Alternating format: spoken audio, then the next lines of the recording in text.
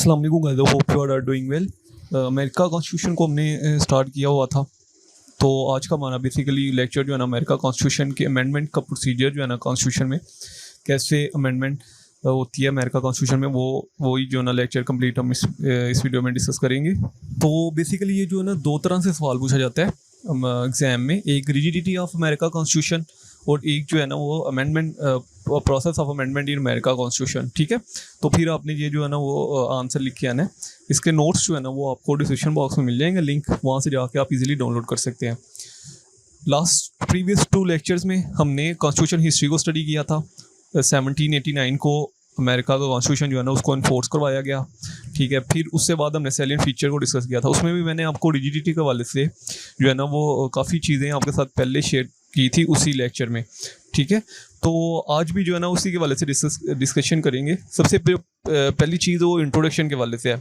ठीक है, कि अमेरिका कॉन्स्टिट्यूशन का जो प्रोसेस है अमेंडमेंट का, it's a too much difficult. ठीक है, अगर आप वर्ल्ड वाइड में जितने भी कॉन्स्टिट्यूशन देखेंगे तो आपको सबसे जो डिफ़िकल्ट प्रोसेस है ना वो अमेरिका कॉन्स्टिट्यूशन में मिलेगा अमेंडमेंट का प्रोसीजर के वाले से।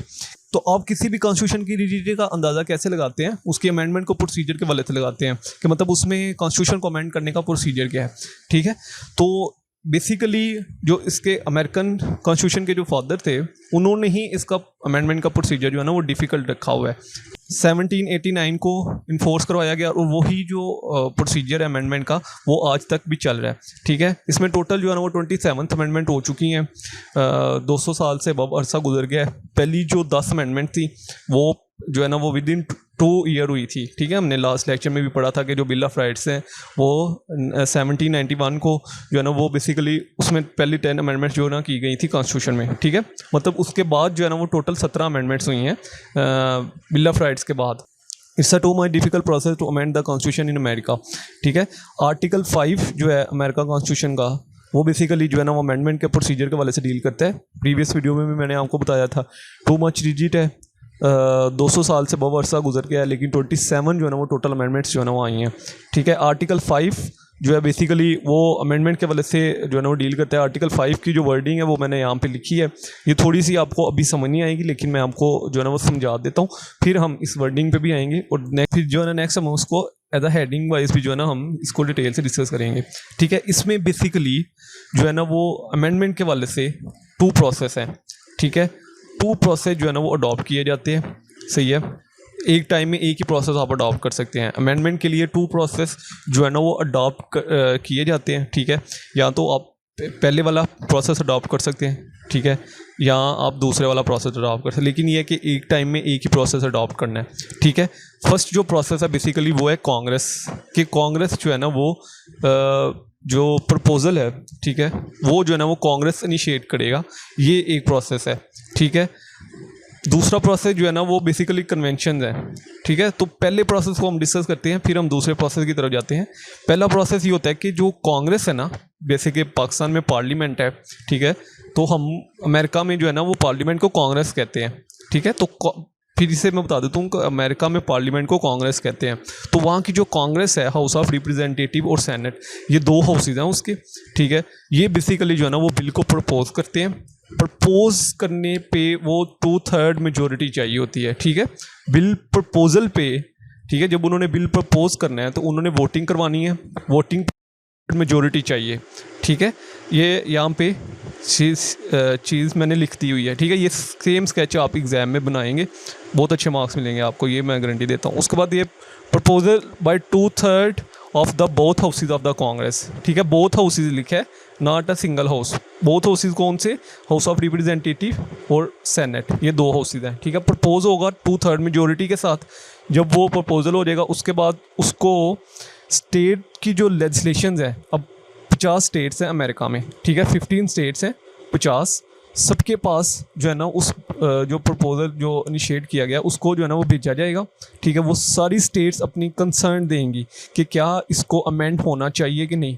ठीक है, सारी स्टेट्स की जो लेजिस्लेशन है वो अपनी कंसर्न देंगी। ठीक है, फ्रीली कंसर्न देंगी, इंडिपेंडेंटली कंसर्न देंगी अपनी। तो इसमें कॉन्स्टिट्यूशन में अमेंडमेंट्स होनी चाहिए कि नहीं। ठीक है, फिर वो 50 में से जो 38 स्टेट्स हैं ना, यहाँ पे लिखा है 3/4 ऑफ द स्टेट लेजिस्लेशन, ठीक है। तो 50 में से 3/4 बनती हैं 38, ठीक है। 38 स्टेट्स अगर उसके हक में वोट कास्ट करती हैं, उसकी फेवर में वोट कास्ट करती हैं, तो तब अमेंडमेंट होगी, ठीक है। ये बेसिकली फिर जो है ना वो अमेंडमेंट हो जाएगी, फिर जो है ना वो कॉन्स्टिट्यूशन को अमेंड कर दिया जाएगा, ठीक है। तो ये पहला प्रोसेस था, ठीक है। मैं फिर से बता देता हूँ, कांग्रेस जो है ना वो प्रपोज करेगी 2/3 मेजोरिटी के साथ, ठीक है। प्रपोजल पे ही वोटिंग होगी, मैं फिर से कह देता हूँ, प्रपोजल पे ही वोटिंग होगी। 2/3 जो मेंबर्स हैं अगर वो उसकी फेवर में वोट करते हैं तो फिर एक बिल प्रपोज होगा, उसको फिर जो है ना वो आप स्टेट लेजिस्लेशन के पास भेजेंगे। जो स्टेट लेजिस्लेशन हैं 50 स्टेट्स हैं वो सभी अपनी कंसर्न देंगी। अगर 50 में से 38 स्टेट्स या उससे ज़्यादा स्टेट उसकी फेवर में वोट कास्ट करती हैं तो फिर वो अमेंडमेंट होगी, ठीक है। दूसरा प्रोसीजर इसमें क्या है, ठीक है। एक तो ये प्रोसीजर है जिसको आप अडॉप्ट कर सकते हैं, ठीक है। दूसरा प्रोसीजर क्या है इसमें, दूसरा प्रोसीजर ये है कि अमेंडमेंट थ्रू कन्वेंशंस, ठीक है। इस प्रोसीजर में क्या होता है कि जो स्टेट्स होती है ना, स्टेट्स जो 50 स्टेट्स हैं, उनमें से जो कुछ स्टेट्स हैं वो जो है ना वो बिल प्रपोज करती हैं, ठीक है। फिर उसके ऊपर वोटिंग होती है, सही है। 2/3 स्टेट्स, अगर 2/3, अब 2/3 स्टेट्स कितनी बनती हैं, यहाँ पे 2/3 स्टेट्स की वोटिंग चाहिए उसकी फेवर में, ठीक है। 33, 32, 33 स्टेट्स बनती हैं, आई थिंक 34 बनती हैं स्टेट्स। अगर तो 50 में से 34 स्टेट उसकी फेवर में वोट कास्ट कर देती हैं, देन फिर उसको प्रपोज किया जाएगा। सिर्फ अभी प्रपोजल आया है, ठीक है, अभी एक्सेप्टेंस नहीं हुई। एक्सेप्टेंस कब होगी, जब वो स्टेट्स उसको प्रपोज कर देंगी, ठीक है। 50 में से 34 स्टेट उसके फेवर में वोट कास्ट करेंगी, उसके बाद वो चला जाएगा स्टेट कन्वेंशन के पास, ठीक है। कांग्रेस जो है ना वो एक कन्वेंशन बुलाएगी। इस स्टेट कन्वेंशन का क्या प्रोसीजर होता है कि कांग्रेस जो है ना वो एक कन्वेंशन बुलाती है।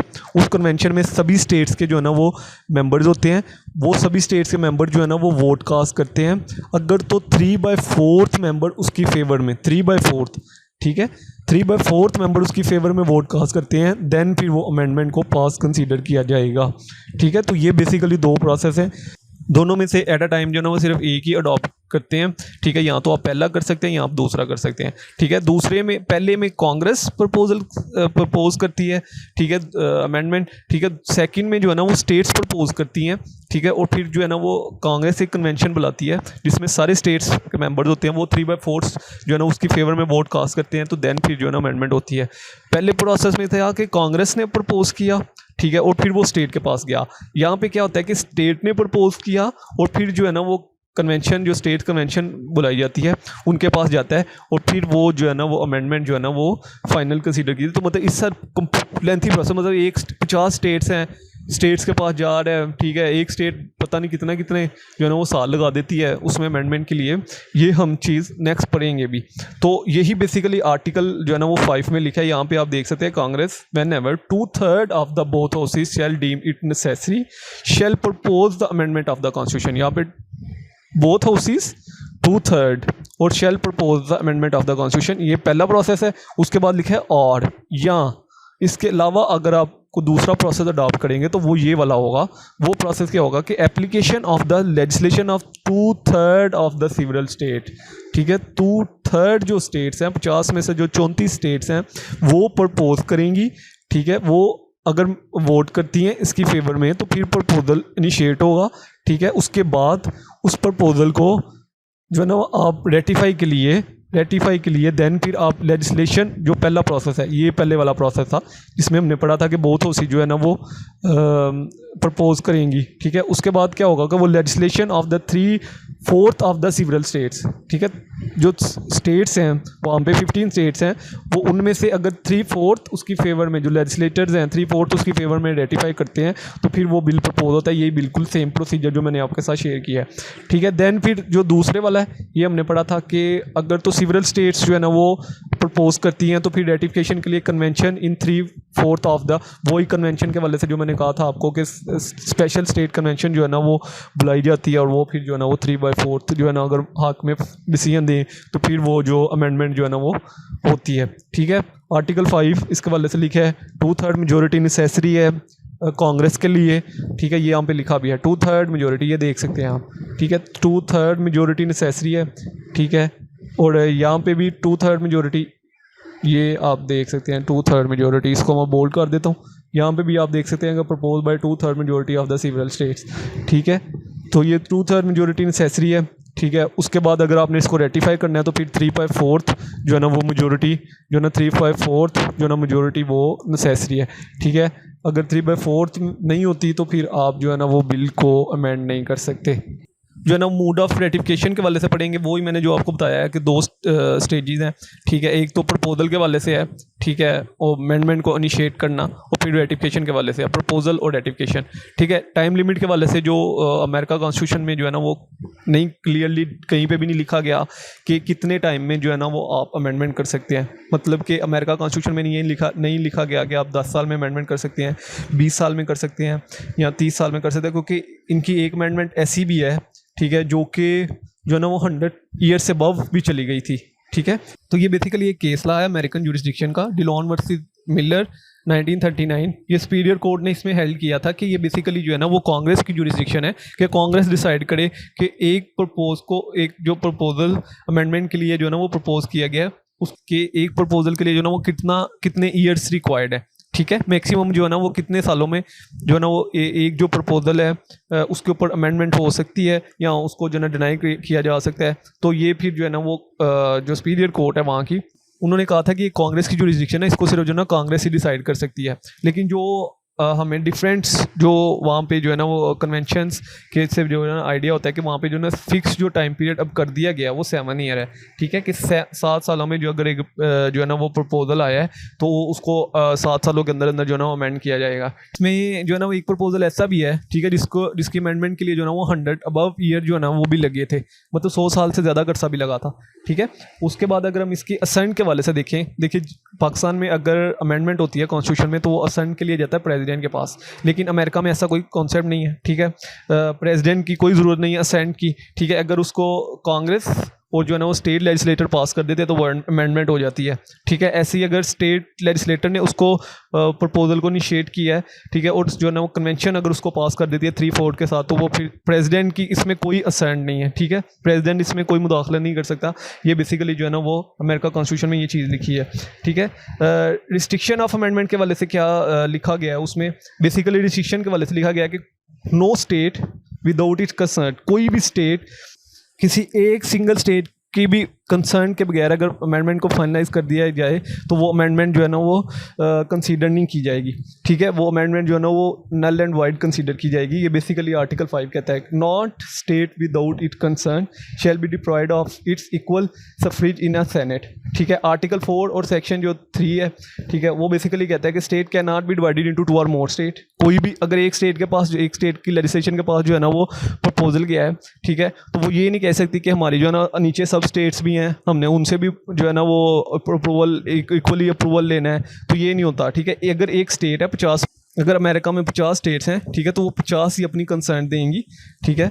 और वो जो है ना एक स्टेट जो है ना उसको सब अपनी स्टेट को सब डिवाइड नहीं कर सकती, ठीक है, ना वो अपनी स्टेट को 2 या 2 से ज़्यादा स्टेट्स में जो है ना वो डिवाइड कर सकती है, और ना ही 2 से ज़्यादा स्टेट्स जो है ना वो मिल के एक कंसर्न दे सकती हैं, ठीक है। ये नहीं है कि 3 या 4 स्टेट कहेंगे जी जो कंसर्न हम सारी मिल के जो है ना वो अपनी कंसर्न दे देते हैं, मतलब सारी स्टेट जो है ना अपनी सेपरेट कंसर्न देंगी, ठीक है।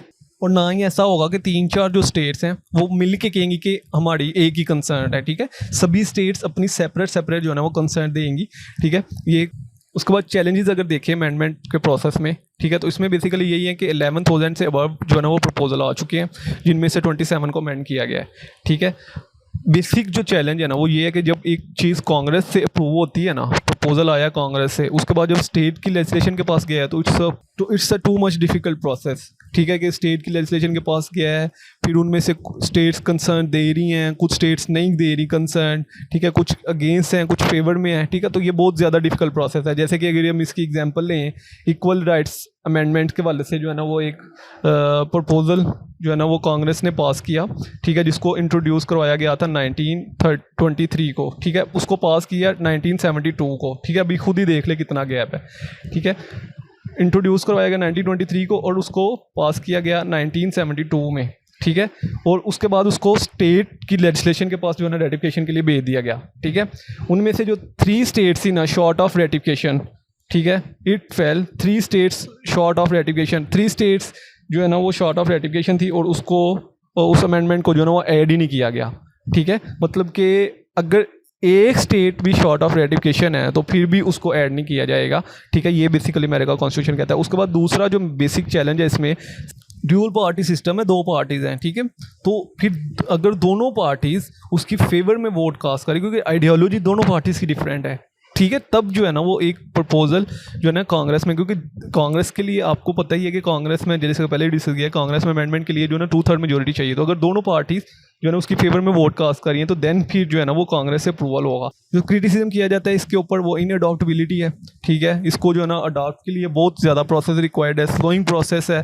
ठीक है, बहुत ज़्यादा स्लो प्रोसेस। आपने देखा ही है कि पहले उसको प्रपोजल जो है ना वो कांग्रेस और फिर जो है ना स्टेट लेजिस्लेशन, उसके बाद कंजर्वेटिव प्रोसेस है, against the spirit of democracy है, ये तो कंफर्म है कि against the spirit of democracy है।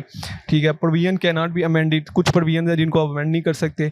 ठीक है, एक्सट्रीमली लिजिट है, अनलिमिटेड पीरियड चाहिए, 2/3 मेजोरिटी नेसेसरी है, फिर 3/4 मेजोरिटी नेसेसरी है जो है ना उसको रेटिफाई करने के लिए। ठीक है, तो ये बेसिकली अमेरिका कॉन्स्टिट्यूशन था। अगर इस कंक्लूजन को डिस्कस करें तो according to Monroe, US constitution is a living organism, the rigid has only be provided as the father of the constitution. मैंने आपको पहले भी कहा कि बेसिकली जो फाउंडिंग फादर हैं इसके, उन्होंने ये बेसिकली इतना रिजिट जो है ना वो कॉन्सेप्ट रखा है इसको अमेंडमेंट के लिए। ठीक है, तो ये आज का हमारा टॉपिक था। इसके वाले से कोई भी क्वेश्चन हो कमेंट से पूछ सकते हैं। इंशाल्लाह जल्द मिलते हैं नेक्स्ट वीडियो में, तो दुआ में याद रखिएगा। अल्लाह हाफिज़।